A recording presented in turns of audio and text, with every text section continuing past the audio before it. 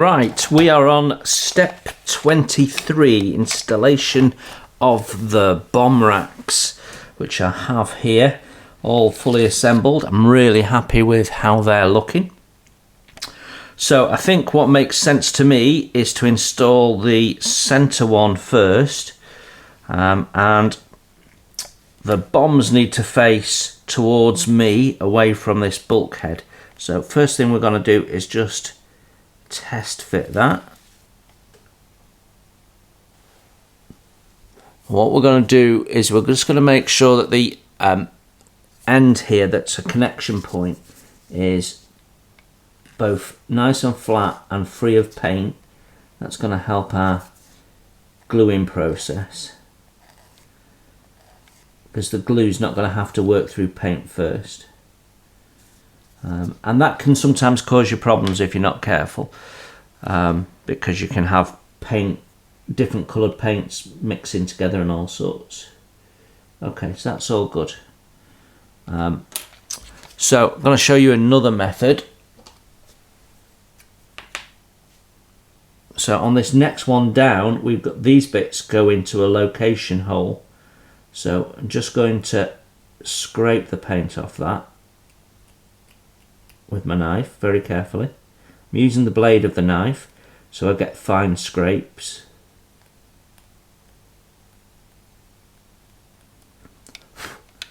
Just make sure we've got no fluffy bits. So that's just going to help with that.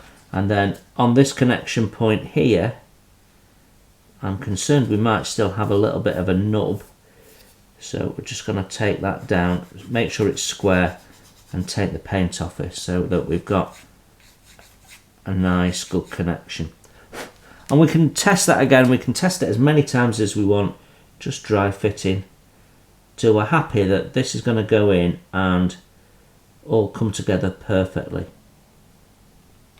Now the bottom two connection points, they're going into holes and they should hold naturally anyway. The glue isn't going to evaporate quickly because it's in this confined area, so it's not got air getting to it to help it flash off. So that glue's got more time to melt the paint and the plastic. So I'm not going to worry about cleaning up those parts so much. There we go. That's all good. So I can actually put that part in and it holds, so I know that's going to glue in okay. So let's do that. So I'm always asked what tools I'm using, what products I'm using, so I'm going to try and tell you as I go through this. So we're using Plastic Magic.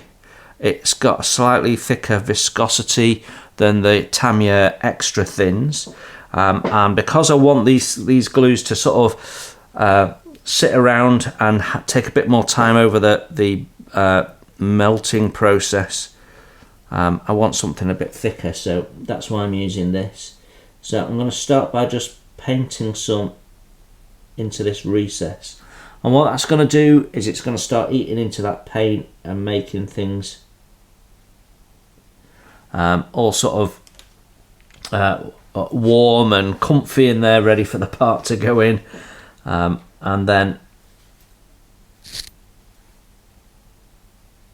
I'm going to paint a little bit of glue onto here. Now I don't want to apply glue in the traditional way that you do with a liquid poly, which is using capillary action. I'm just painting this on, so you have to do that twice. The first one is melting into the plastic and forms a film. The second one sits on top of the adhesive that you first put in.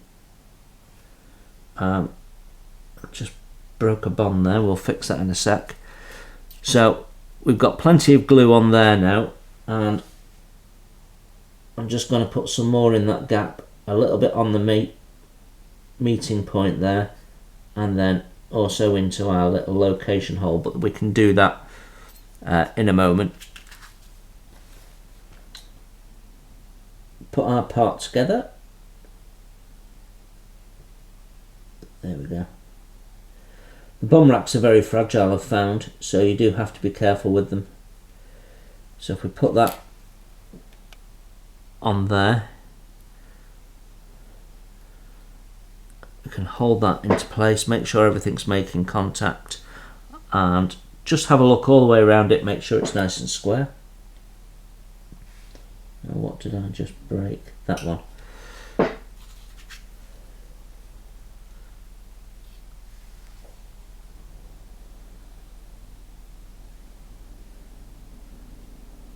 Just repair that while we're at it. I just broke the bond. They are very delicate, they're quite a tricky little setup, these. There you go. And the fact that we painted the parts first makes it a little harder, which is why we have to think about the assembly a little bit more. But yeah, that's in and that's good. So the next part that we're going to put in, again, all the bombs face forward, so you know which side is which. So that makes life nice and easy. So that slots in there like so, and actually what it's going to do is it's going to give us that bomb slightly higher. Can you see? It sits slightly higher than that lower bomb.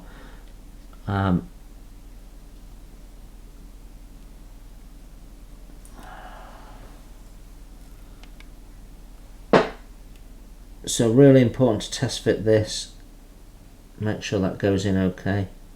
That's sitting really nicely. So I'm going to test fit the other one because we might be able to glue these both in at the same time.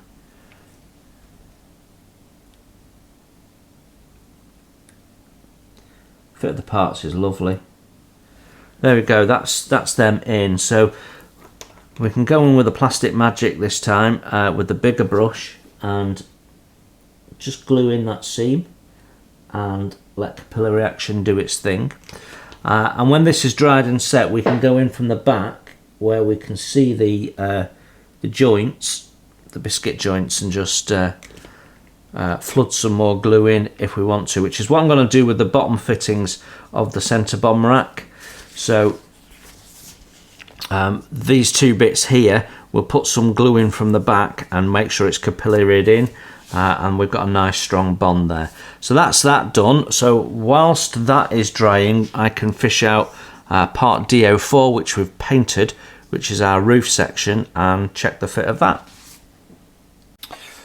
Okay, this is all glued in and dried into place now, but what I am going to do is I'm just going to put a little bit of adhesive just in this bottom area here and just make sure that there's plenty of glue in there doing its job, and we can put that back flat down while that's curing. And then we've got the roof to go in. Now be careful of the roof. You can see that we've got a wide and a narrow, and the narrow end is the bit that we're putting in first.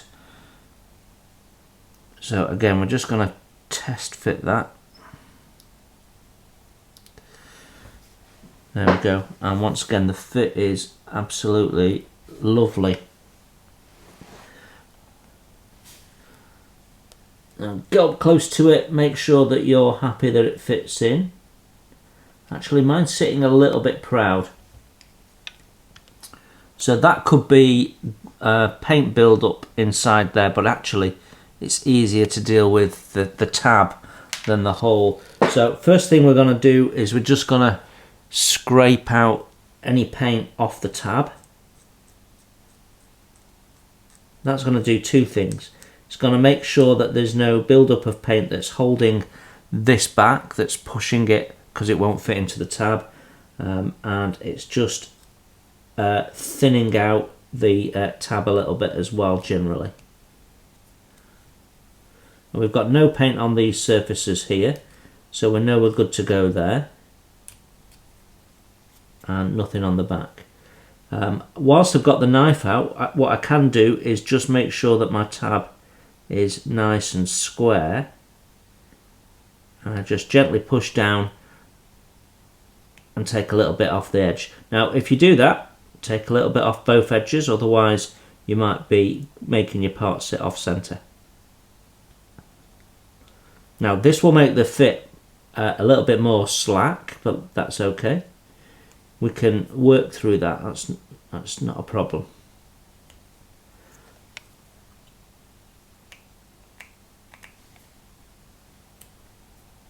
Now whenever you cut plastic, you're deforming it, so you have to make sure it's nice and crisp afterwards and you've not got any bits of plastic that's going to get in the way of the fit.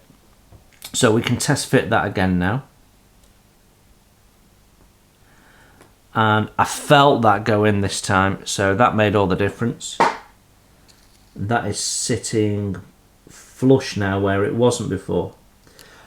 So we can go in from the back here, which is the unseen edge. Wherever possible, always glue from the unseen edge. And we'll just run some glue in there, let it capillary in, and that's not going to ooze out or cause us any problems. I can see a slight shine from this side, which means the glue has come all the way through, which is what we really want it to do. So there we go, that is our roof in place and our bomb racks in, and we are all good. Yeah, very nice. Right, so that completes step 23, step 24. Step 25 is putting the bulkhead on this end. Now this is going to be a bit more tricky because you've got to align 4 different parts at the same time. So let's have a look at that.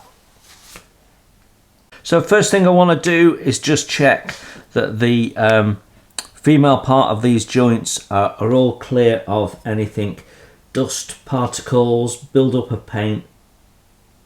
And if we've got stuff, just clear it out with the end of your knife so that we know we're going to have a good fit. If there's a little bit of paint dust in there from the spraying process, it's not a problem. The adhesive is going to melt it, but what we're not looking for is any bits of plastic dust that's got in there and maybe got stuck in with the paint or something like that. So just make sure everything is nice and clear.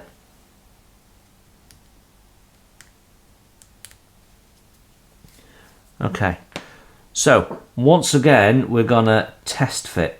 This is a bit more tricky this time because we can't get these parts and put it on top, and it's going to be difficult for you to see what's going on, I'm afraid. But let's get you a bit closer and see if we can.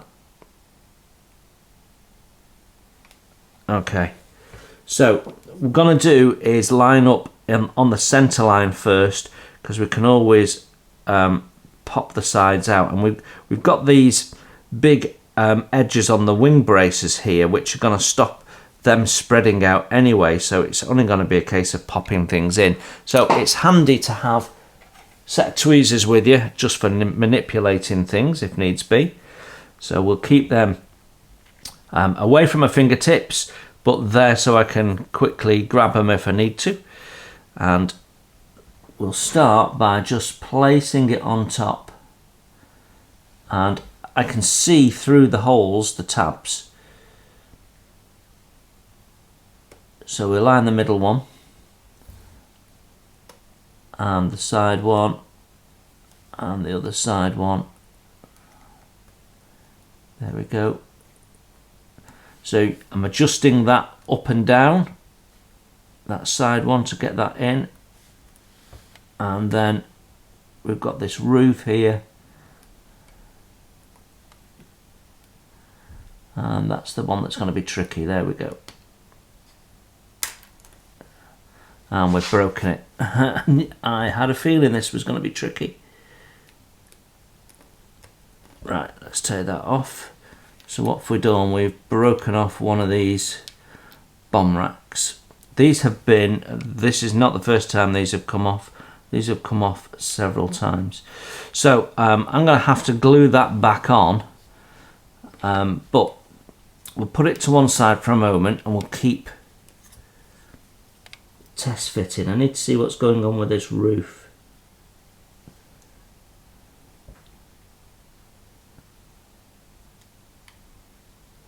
So I've put my centre line in. That roof is in okay. That's in okay. And that's in okay. You can feel it sort of clipping into place. Actually, I think I might be able to reinstall that. Yeah, I've got this in place, so I want to glue it in place now while the going's good. and we can put that back in afterwards. So yeah, now you can see you can wobble it from side to side, so you've got to be very careful that you don't put too much pressure on this and stress parts. Right, so let's start with our roof.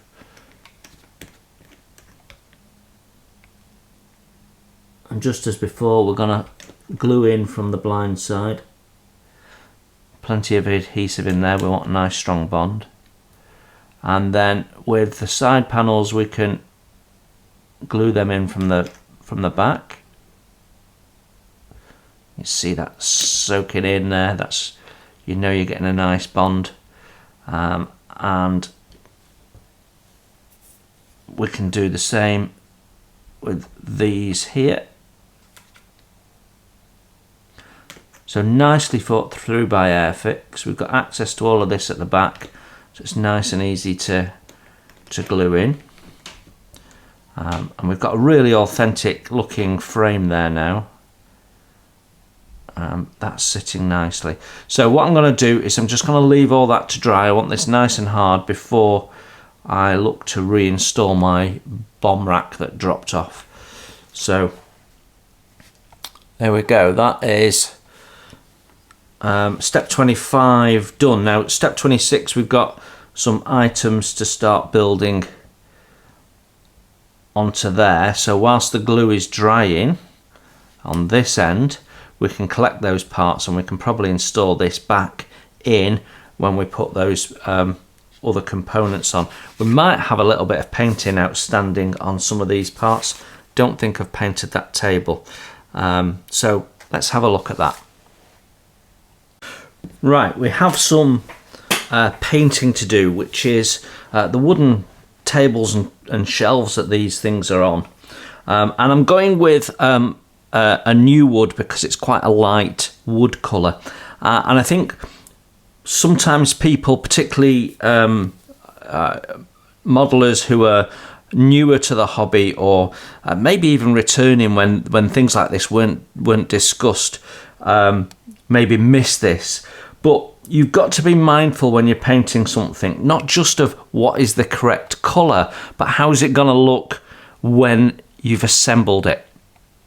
And in this instance, this is going to get assembled and then closed up in a fuselage, and the area around it is going to get darker, and that's going to affect the look of it.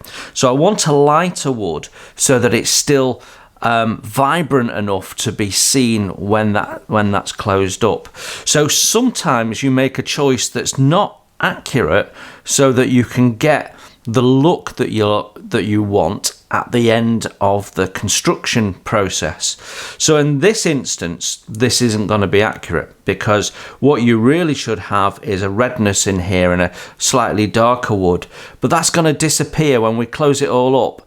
You'll still see it, of course, but it won't have the presence that doing what I'm about to do will have, which is paint it in a lighter wood than it should be, so that when it's all closed up, it's still visible, it's still clear that it's a separate part, and it adds some detail and some presence to your interior. So that's why I'm using this. Sometimes I get comments, oh, you've not used the right colour, and you know, that looks a bit dark to me, and well, it might do, but I have a reason for doing these things. I don't,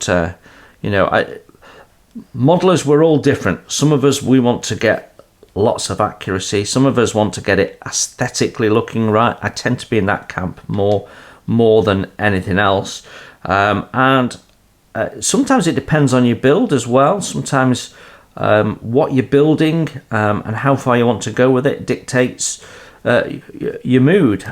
Sometimes if it's you've got a Wingnut Wings model and maybe it's really special, you want to go into all that accurate detail. Other times, you're building yet another Panther tank, you just want to chuck it together and enjoy the moment. So it really depends on where you are with your build and where you are with your skill, and what it is you enjoy about modelling. And for me, that's mainly the construction, not the painting. And it's I've said this a few times before, painting is a necessary evil. So I'm just mounting our parts on a little bit of blue tack on a lollipop stick, and these are really useful. I find you can buy them in crafts shops for, you know, in packs of anywhere between 10 and 100 or so, and they're great because you can hold one end and you've got lots of access, but you can use them for other things. You can see I've drilled a hole in there at some point. I probably was drilling things and used this as to stop going into my bench or something. So they have all sorts of uses. So we're just gonna gently mount the parts on the top so that you've got access to all the bits you need to paint. Now on these shelves we've got to paint the underside, which won't really get seen, but we've also got to paint the side and a little bit of the top. So we need some careful painting with a delicate paintbrush. So I'm going to use this 5.0. It's got a nice tip to it, so we'll use that. In fact, might be the first time I'm using that brush. Generally I chuck these away after I've used them, so I know whether the paintbrush is used or not. Right, so give this a good shake. You want to shake a bottle like this for a good minute, even if you've got a stirring bowl in there. If you can't hear the bowl, your paint's not mixed. And eventually, after a good shake, you should start to hear the bowl.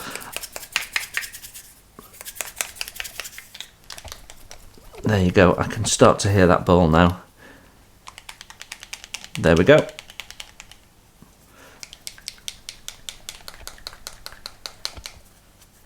Now, if your paint doesn't have a stirring bowl, then you can put them in. You can buy them, but they're quite expensive. Or a little stainless steel nut. Tiny, tiny stainless steel nuts. Doesn't have to be a ball shape. Just has to be something in there to agitate. Okay, so we don't need very much. I tend to always put too much in. It's just something I do. And we're going to put a spot of MIG acrylic thinner in. And I've got this 10-0 brush, which has a longer bristle, and we're going to use that to mix our paint. Acrylic thinner from MIG. It's a strange product. It doesn't easily mix into the paint. You have to work it in a little bit. Don't know why that is, but they almost want to stay two separate parts, and you've got to sort of coax them together. You've got to talk them into it a little bit. Right, so we'll start with the big table. I've got paint on the big brush, which we've just used for stirring really, but that allows me to put paint down on this bigger table. Let's see if we can get you in a bit closer on the action. There we go.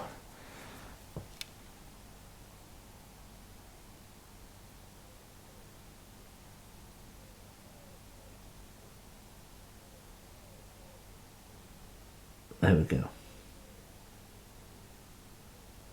Now, if you see how, let's get this in the camera, you can see how that is separating a little bit. You see you get little spots where it's separated. That is quite common in MIG paints actually, but not uncommon in acrylic paints generally. And what's basically happening is you've got tension within the paint, and that's separating it. It's not because your part's dirty or anything like that. I mean, it could be. If you've got release agent on there, it'll behave the same way, and I think sometimes people misunderstand what's going on. So what's actually going on is that you've got paint tension, and the way to break paint tension is to just keep going over it, and then eventually you'll wear it down and win that battle. There we go. So that is the underside of my table done. Now, I'm not going to do wood graining on this, but I will be on another part. So, but we'll do that, show you that when we come to do it. So very carefully around the radio set. I assume it's a radio set, might not be. I'm just going to get into the edge there, and there we go. And now we can run in one direction to sort of emulate grain, but I'm not too worried about it because it's going to be difficult to see this part at the end of the day.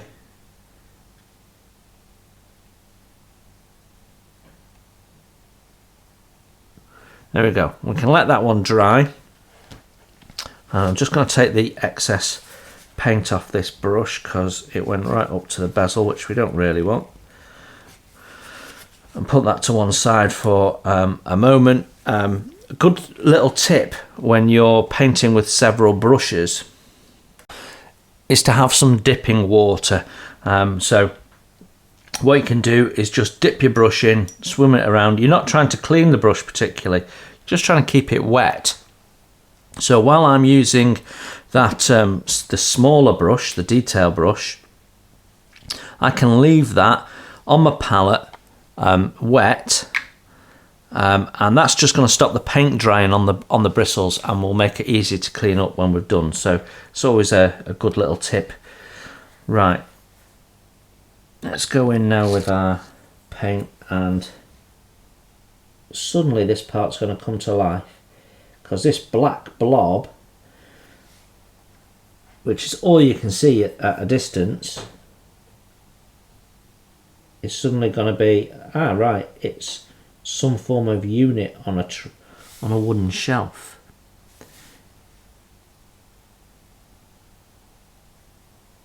So if you followed the Airfix instructions, you'd leave all of this black, and that under delivers on the detail that's actually been designed into the kit. So we don't want to do that.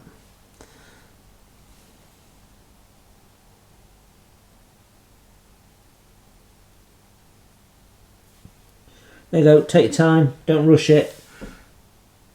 Rest your hand on something, whether that be your mat or something else. It dries really quickly, so I'm already able to go in and second coat it and know that I'm not just moving the first coat about. There you go, and that's already making a difference.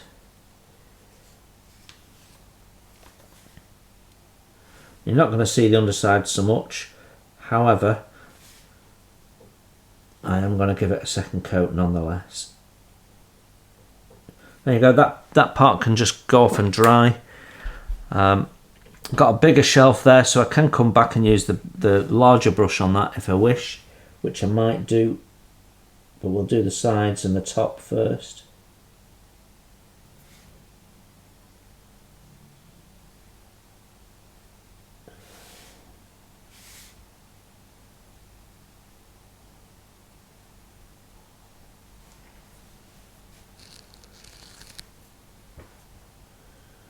So I'm resting this on there, I'm resting my hand on the mat, and that keeps that nice and steady.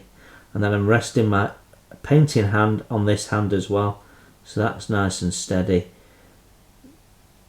So even if you have a bit of a shaky hand, you can find ways of detail painting.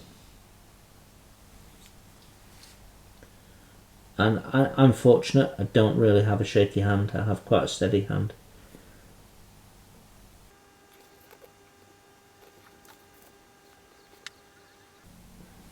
It's getting a little bit dry, so I'm going to put a spot of thinner in the palette next to it, and then what I can do is I can dip my brush in and just loosen up some of the paint in a local area.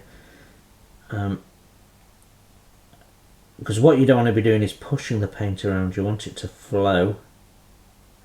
There we go, much easier to paint with when you've got a flow.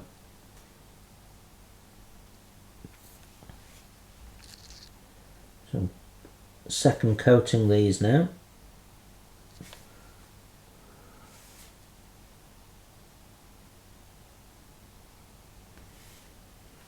There we go. And just to prove that you can do it with a small brush if you wish, we'll paint that in.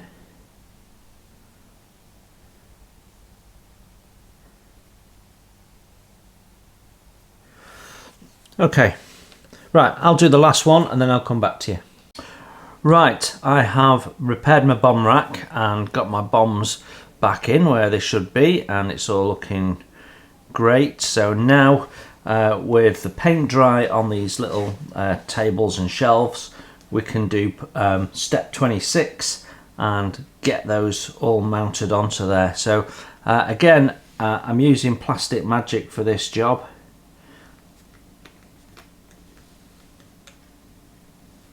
And I'm just going to paint the back with the glue once, give it a sec, and then again, and then plop that into place.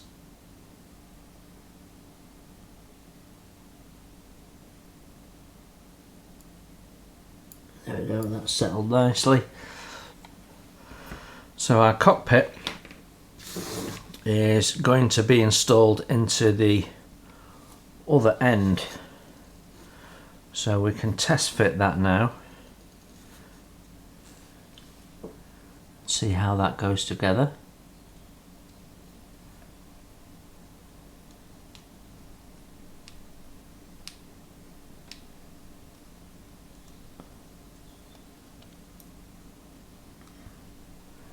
Yeah, it's a really firm fit. You've got to locate it properly.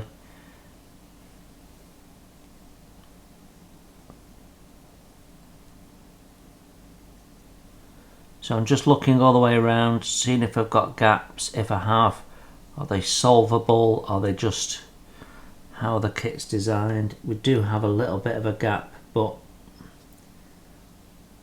I'm worried that that is going to cause us a problem when we fit the fuselage. So we've got a gap here and same on the other side, so I suspect that is the tabs being a little bit tight. So same process as before, we're just going to go in and make sure there's nothing blocking these tabs up. And just check around the part, make sure everything's nice and square, it's not moved or anything.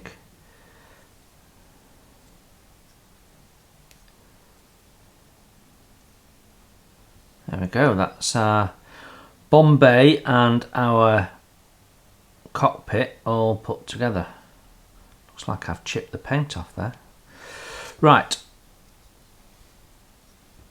So there we go, that takes us to the end of step 27. So that's step 23, 24, 25, 26 and 27 done.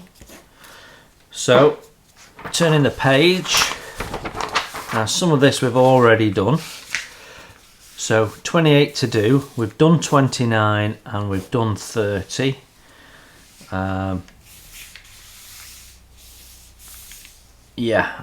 So the rest of it is all to do. So we're getting into the fuselage bit here, which is the point in the build where once I've got the interior parts in, we've got some more interior parts. We're going to go up to 45 and then take some photographs for the halfway video that we're going to do. So step 28 is next, which is more boxes on bulkheads. So let's have a look at that. Right, let's get some glue on this.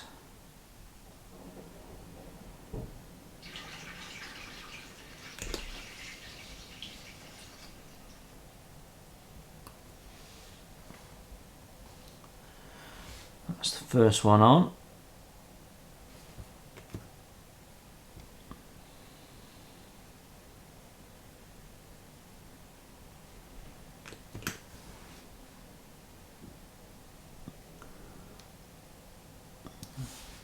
And then finally we've got this one as well.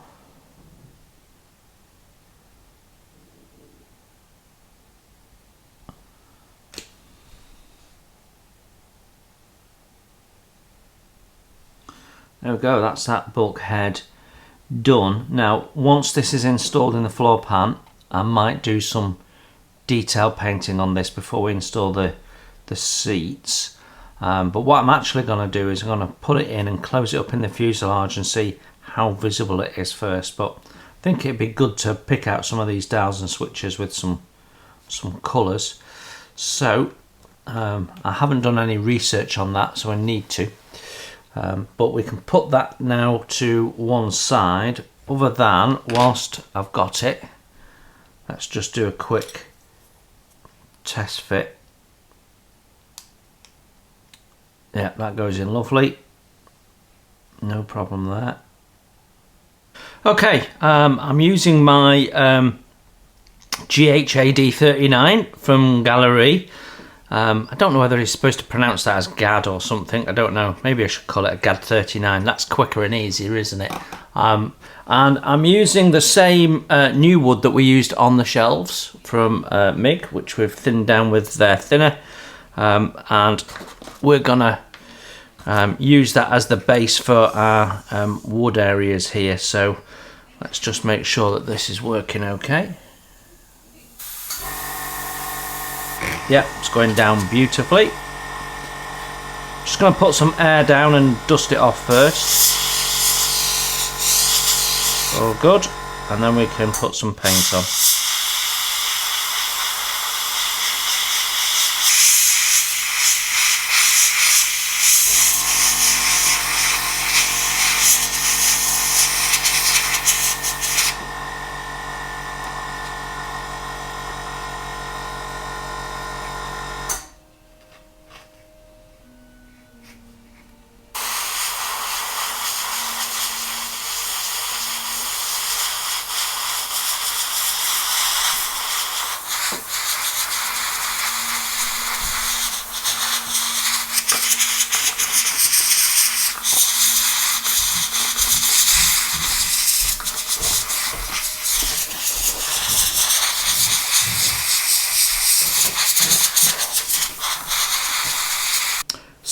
Step 31 now, and we can now put this bulkhead into here. We've taken the masking off and the paint's gone down fine. Not going to do anything more with the wood in this area. So we can glue this bulkhead in, and you can see I've got the fuselage out there. That's because I want to just test fit this once the glue's on to make sure it's square. I'll show you that in a sec. So we're just going to apply some glue on that bottom edge there.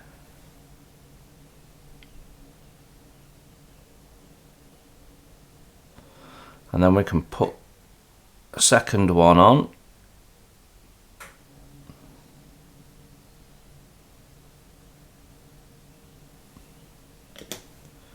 I've already test fitted this, so I know we've got no fit issues.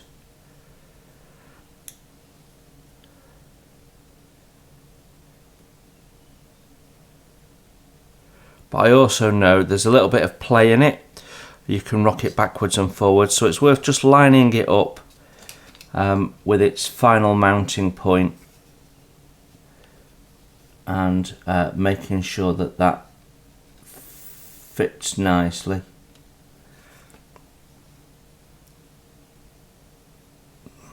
There we go.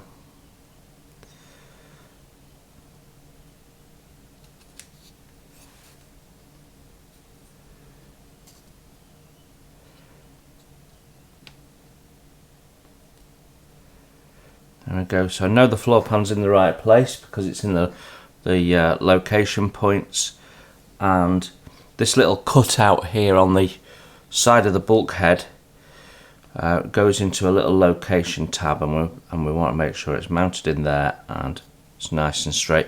Just while the glue grabs, that'll be fine now. So I can move the fuselage out of the way. And our next job is to add the two chairs, which go in the front there. And what I want to do is just take any paint off the bottom. So very carefully swipe across my emery board. There we go.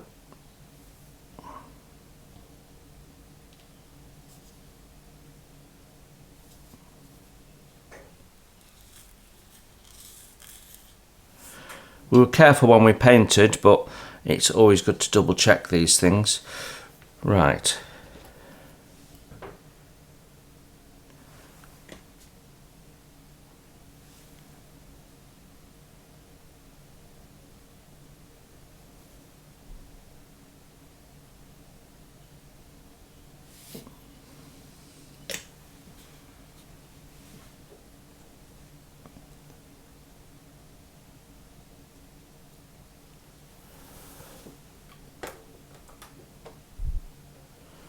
That's the first one in. I'm just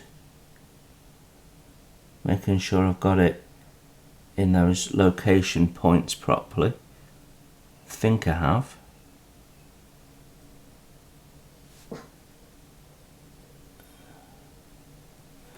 Yeah, I think so.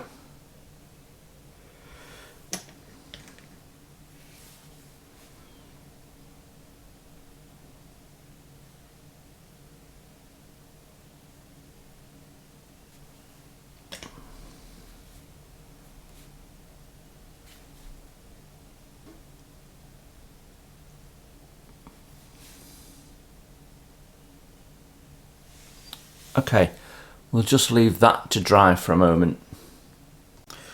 So, step 31 done. Step 32 and 33, we're looking at the fuselage, and it's asking us to do a little modification and make a cutout. And I've already done that. I did that when I was cleaning up the fuselage halves.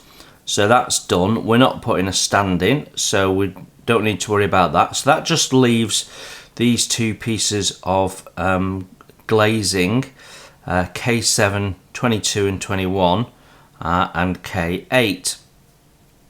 So let's look at taking those off. So what we'll do is keep them handed. So K7, put that one there, and its matching partner is 22. So I'll put that one with it, and therefore we know this is the other side.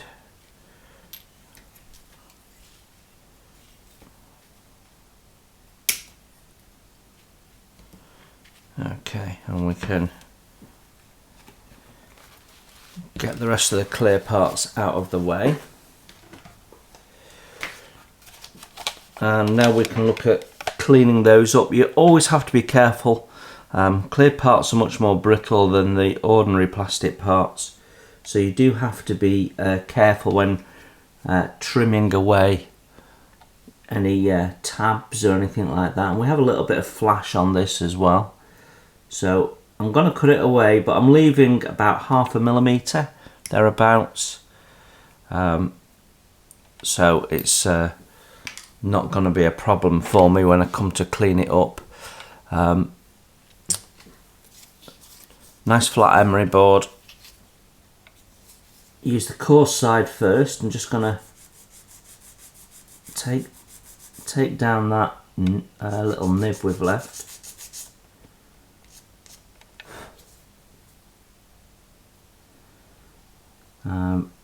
And we've got one on this other side as well.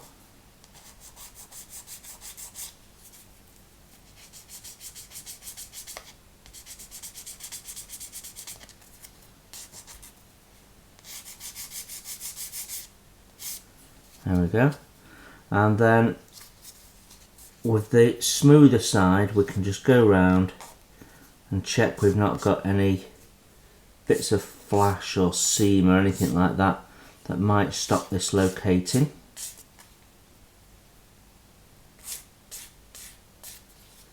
Okay.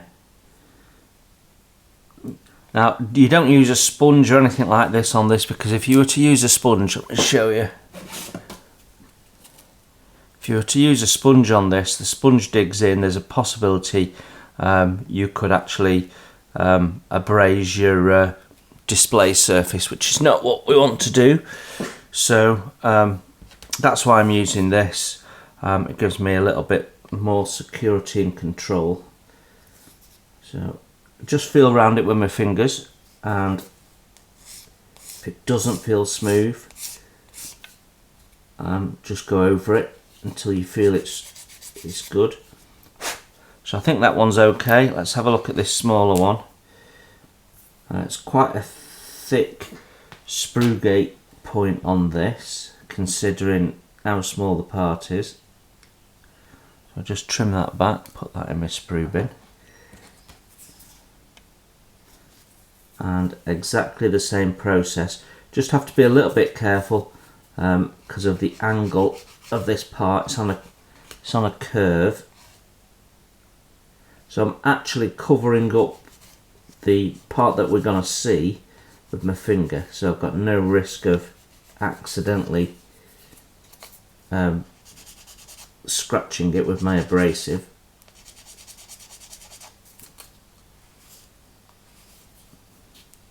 There we go.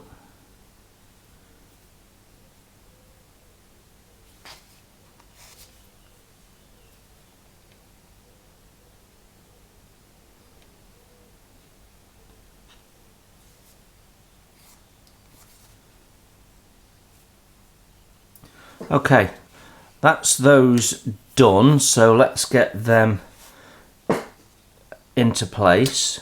We'll come back to these. I'll do these other ones off camera.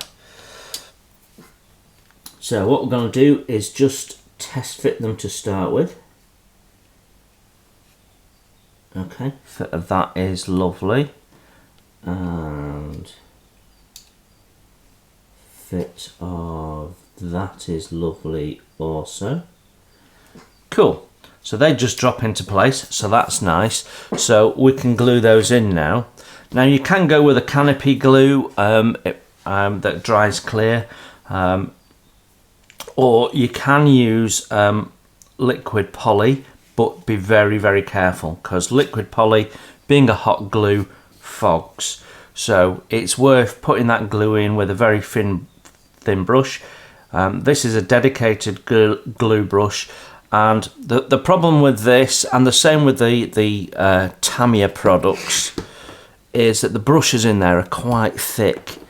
So, you know, the Tamiya brush is better than the Plastic Magic brush, but actually Plastic Magic comes with this one as well, which is not dissimilar to the Tamiya one, if maybe a slight bit thinner. If you've not got a thin brush, then a dedicated thin paintbrush just for gluing will work. So I'm just gonna get that out of the way. Let's bring you in a bit closer, I think.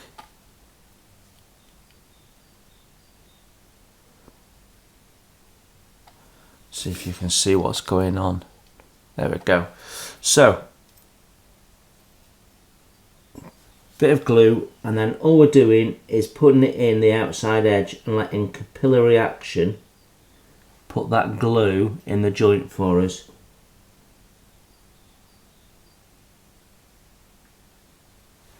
So you can see I'm not moving the brush around or anything like that.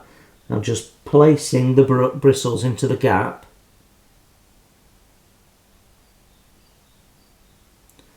And I can actually see, it's difficult because this is metallic, but I can see the glue going in and going around, and it'll naturally go between your sandwich surfaces. It's not going to naturally run into an area on your that's supposed to be clear. So it does work if you're very careful, but if you're not sure, absolutely use some canopy glue or similar that dries clear.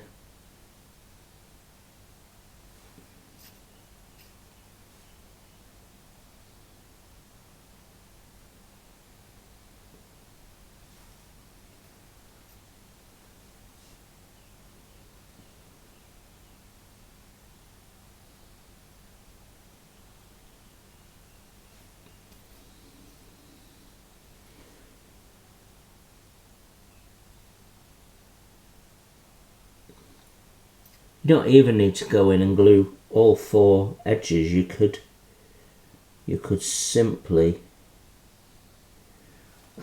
do 2. It doesn't take much, you're just tacking it in. But we're going to want to put paint masks on this, and that's going to allow me to, making sure it's glued in nice and strong is going to allow me to just put a bit of pressure on and press the masks down. So I want a nice strong bond, and that's the reason to use the liquid poly. To be honest, I'm going to get a stronger bond than a canopy glue, which can give under a little bit of pressure. So I prefer to use liquid poly where I can, and you can see it's given me no problems at all. We've got that glazing in ready for masking. So yeah, fantastic. Okay, so I'm going to do the other one off camera, but whilst we're still running, we can have a look at test fitting interior parts which go into here. Right, step 34 and 35 have us install these parts. I want to just test fit for now. So let's start by putting this front one in, and we've got this large opening in the side for the wings, and the 2 struts just go in, and that pops in lovely. So yeah, really nice. And the reason just to test fit is I want to see how the 2 fuselage halves perform when they're brought together.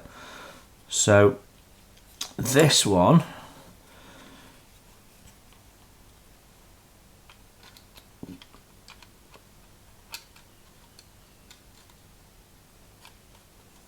this is a tighter fit than I was expecting, to be honest.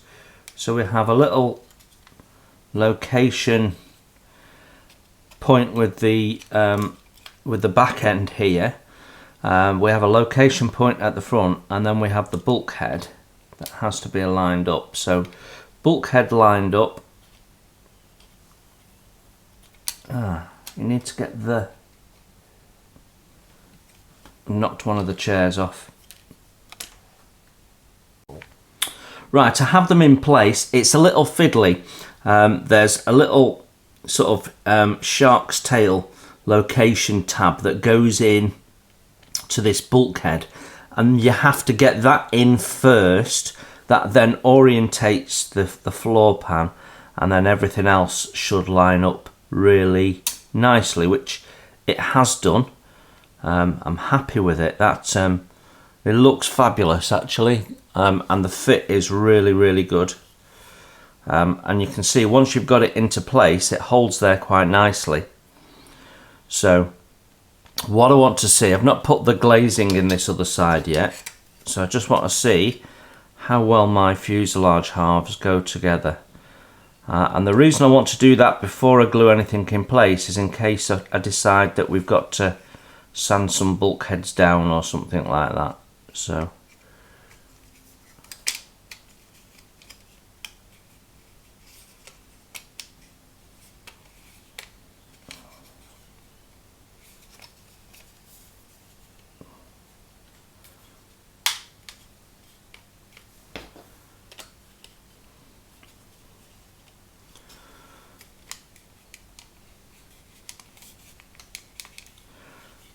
I've got it together between the wings there at the top, but we're nowhere near at the bottom. A little bit of a push.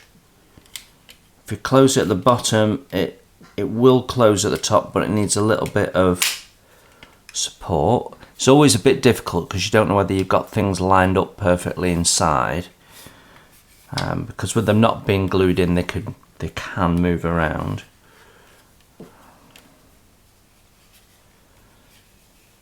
It's a very tight fit, and that's giving me a little gap here.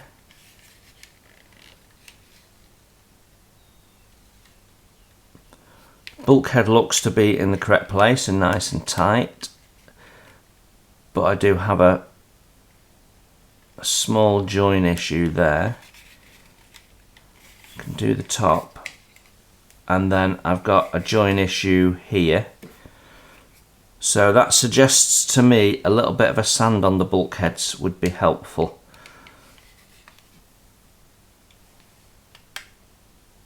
In the main, it's going together okay. The main area of concern here, but I can see that bulkhead's not square in though. So if I push that back, yeah, the bulkhead's being pushed out of place by the tightness of the sides. So we've got some things to look at. So this is our bulkhead that appears to be causing us a small problem, but when I look at the inside of the fuselage, I've got an ejector pin sitting in the location point for the bulkhead. And what that's doing is, although it's a sunken one, it actually has a bit of a lip on it, which I haven't cleaned up, and that will be forcing it out a little bit, so that's not helping. So that's the first thing we can deal with. We've also got a layer of paint and primer, though there's not much in the way of paint on this. It's easier to dress this down than to dress that up, but we do need to deal with that ejector pin. So I'm gonna deal with that first, and that's just a scraping job. So I'm just gonna go in with my knife blade and scrape that out.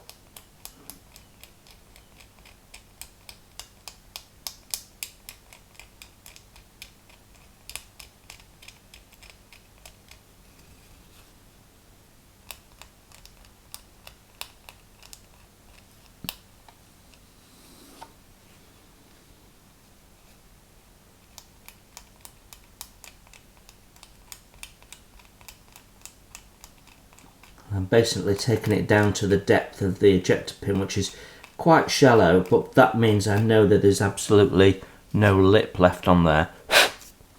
Now you could, if you wanted, you could follow that scraping action up. You can see where the bulkhead goes because you've got the little internal ribs stopping, so you could carry on and just scrape the paint out, which I think is perhaps a good idea. As we scrape the paint back, we're going to inevitably take some of that plastic out, so that just thins the wall down a little bit, and that's going to help. It's not going to make the fit get any worse,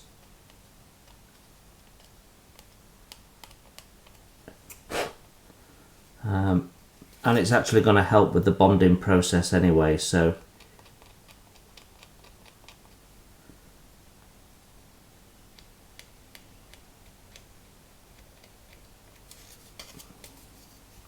just doing the top and bottom of the little location block there, because we could get paint build up there, and it's little places like that where the paint builds up and takes the crispness of the mould out, and that can force it back because the part can't lock in because you've got sort of a layer of paint there, and it'll build up at the edges.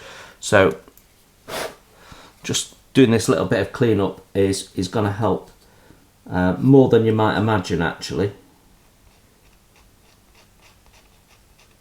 But you never know. Sometimes the fit of the parts is so loose that it really doesn't make any difference. But we would be putting glue on this bulkhead, so it's just going to help, isn't it?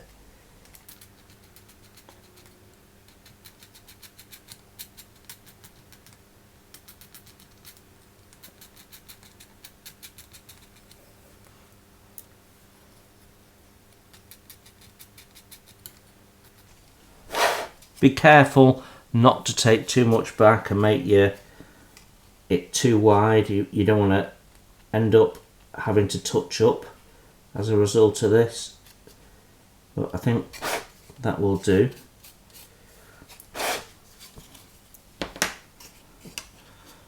So I can just test fit this again.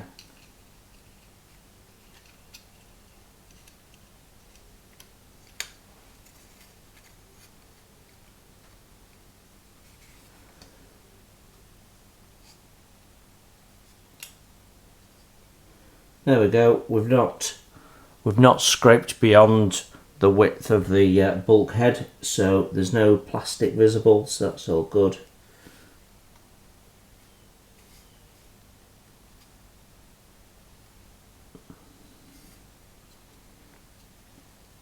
Okay, happy with that. And because I know that this is the issue, I can test fit again just to see if that's making a difference. I suppose I need to clean this other side up, so I'll do that off camera. So there you go, we've removed scraped the paint off on the inside and that ejector pin, and now that bulkhead is not causing me a problem anymore. Now I do have a small gap here at the bottom, but it's minor stuff. So when we actually glue the internal parts in, that's when we can recheck that and see if there's something else we can do, or whether that's just a fill job. But yeah, so the part fit is great, it's just the build-up of paint in our processes. Okay, right, I'm going to put the glazing in this side now, and then we can move forward. So whilst I was dry fitting this into the cockpit, I noticed that this area here is visible through the door here, and we could see the plastic. So I painted that in black, so when this is all closed up, it'll sort of disappear and all blend into one. Also, where we've located the dials and bits and pieces, the sidewalls and stuff, into this bulkhead, you could see where they'd fitted in. So this again is potentially visible. So we've just filled it. I've used perfect plastic putty for this. Dries super quick, and I'm just gonna sand that smooth now, and then we can repaint this in the earth colour.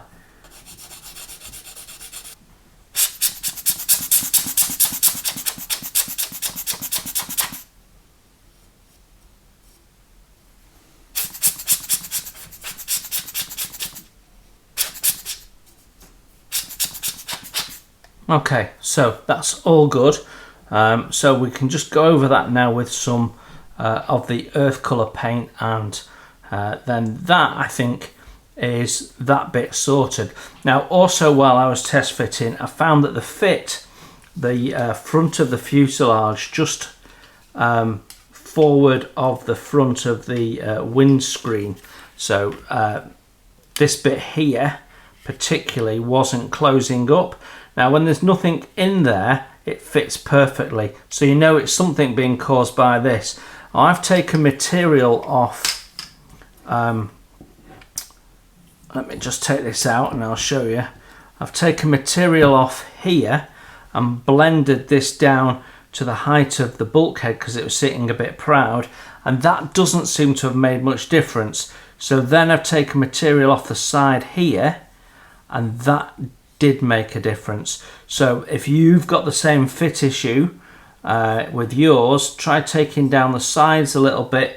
It could be that we've got some paint build up here, although if I have, it's very minimal. But yeah, there is something causing an issue with the fit of the bulkhead. Now we do have an ejector pin, so it could be that. I hadn't thought about that. But certainly the solution appeared to be taking this off, and when I put this in now, I'll show you, you can see how it fits together nicely. So rather than getting the filler out and filling gaps, I'm trying to solve the issue that's causing the gaps in the first instance, because we know that when you put the two fuselage halves together with nothing inside, they fit perfectly. So once you get this all sort of lined up, here you go, you're nice and tight there underneath, and then this naturally sits apart a little bit, but you can just push it together, so we can get it together and not have to do any filling, whereas before we had some issues with that. So I've got a little bit of touch up left to do in a couple of places where we've rubbed the paint off. You sometimes get that with acrylic paints. So yeah, and that is pretty much all I've got to say about the cockpit at this point. So I'm ready to move on, when we've done that touch-up paint, onto the turret. So at the point where we can install the insides into the fuselage, and what I want to do first is actually apply the paint masks onto the glazing we've put in. The reason to do it now is you can just support the inside of that glass while you're putting it on, and you've got much less risk of pushing the glass through. So it's a good idea to put the masks on before you've got the fuselage together. So if you haven't glued that glass in as strongly as you thought you might have, especially if you've used canopy glue, then you're much more likely to not have an issue. So we're using the Montex, these people here. This is the set that I'm using, 72284, and what they do is they give you numbers for the paint masks that correspond to the kit part.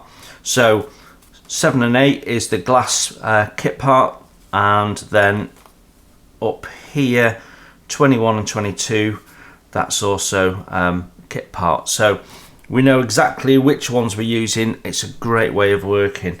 So let's get these on. In 7 and 8 they're basically the same, so I'm not going to worry too much about which one I'm putting on. So we can take that off and carefully get that into place. There we go, nice and easy.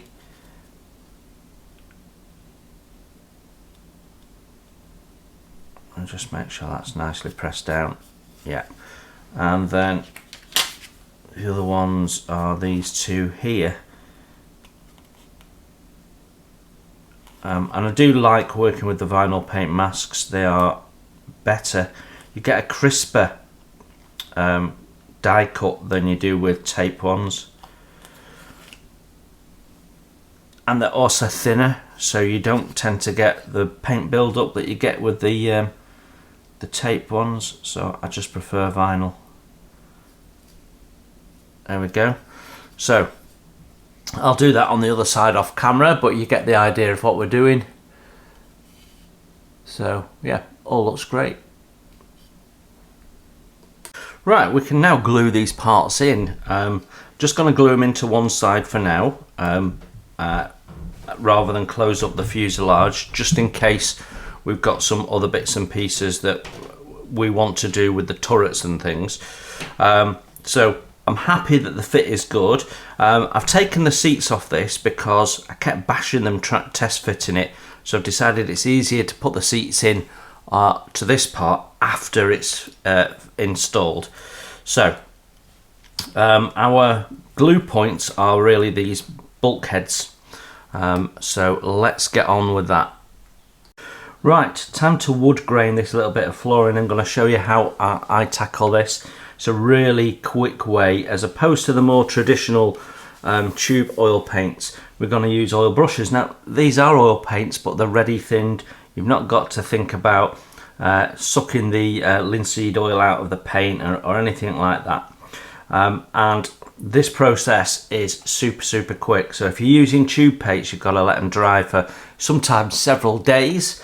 But using the oil brushes, it's almost instant. We can put this on, we can do our effects, and then we can actually seal it with a varnish, and it dries to the speed of that varnish. So yeah, for a lot more in-depth look at how to do wood graining, have a look at my Gota builds where we did wood graining in depth over several videos, because there was a lot of wood interior on that build. So what we're going to do is we're going to give them a bit of a shake up,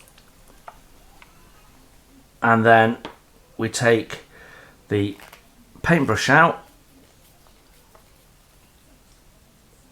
like so.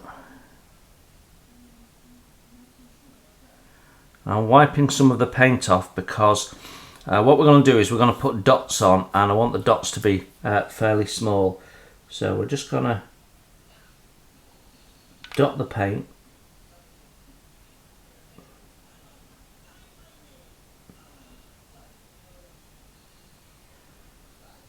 See, it's quite random. There's no set formula for this. I'm going to do the underside as well.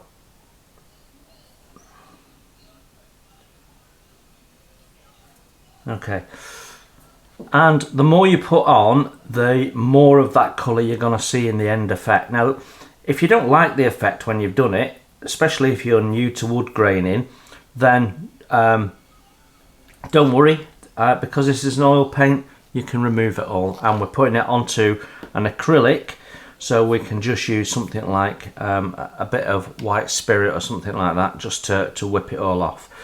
Right, then we're going with ochre, because I want to keep this a light looking wood. When I've looked at pictures on the internet, it always seems to be a fairly pale wood.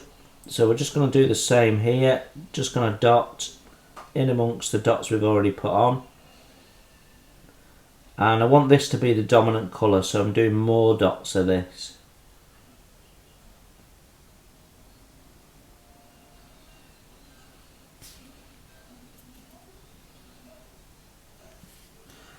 Okay, now the oil brusher is slow drying enough that we've got time to do what we want to do in terms of creating a wood grain, and to do that I'm actually going to use this stipple brush. So it's got quite stiff bristles and they're quite well spaced out, so they're ideal for this job. And then think about your direction that you want your wood grain, and we just start to scratch, and the first thing we're doing is blending it in, and then we can make some little shapes in and scratch some lines in there. And if you've got too much paint on your brush, just take it off, go back in and scratch the lines in again.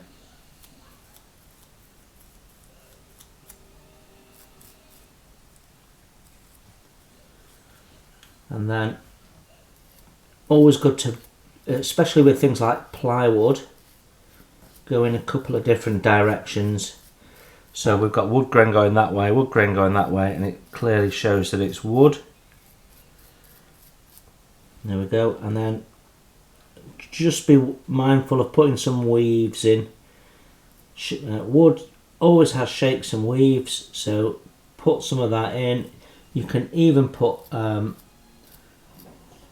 knots in, which we'll do in a minute. There you go, that's looking quite cool now.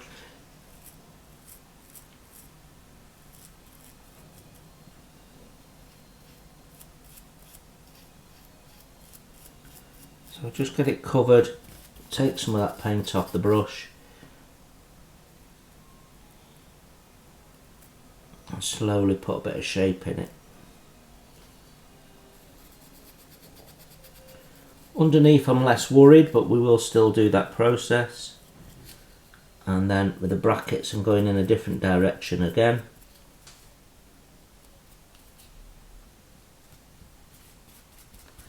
There we go. And if the effect has come out nicely, good, you can crack on with sealing. If you're not as happy with it as you could be, you can always go in and add extras. So what I'm going to do now is I'm just going to put, I want to have a dark area, maybe there, and we'll do a little dark area here and dark area there. You'll see why in a minute. So get as much paint off the brush as I can, and this time I'm going to go sideways using the narrow part of the brush. So rather than going using the broad brush, we're going to go sideways and do a narrower streak, and I'm just going backwards and forwards with that.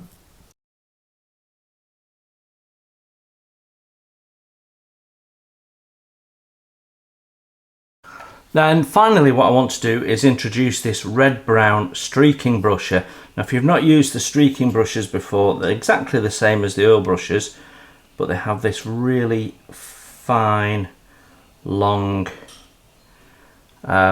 brush on it. It's a very stiff brush actually, and it means you can go in and do some real tiny stuff. So I'm going to put a little knot in there, and I'm going to put a knot in there, and I'm going to put a couple of knots in the table.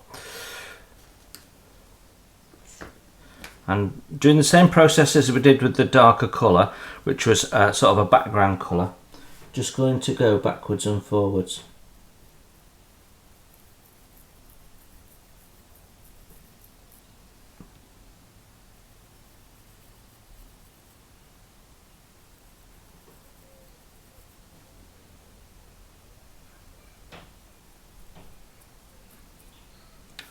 There we go, and that gives us our effect of a darker bit in the woodwork. And then what we can do, if we want to have a real dark spot in there for the actual knot, we can do that. So take most of the paint off the oil brush. In fact, I'm going to just unload it a little bit, and then we can carefully go in and put a dot in the centre,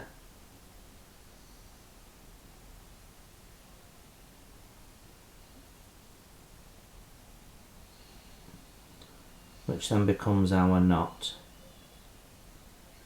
Put the knot there on that one. Okay, so that's our wood effect. I'm happy with that. You can keep going over it until you're happy, and if you're not happy, you can take it all off. But yeah,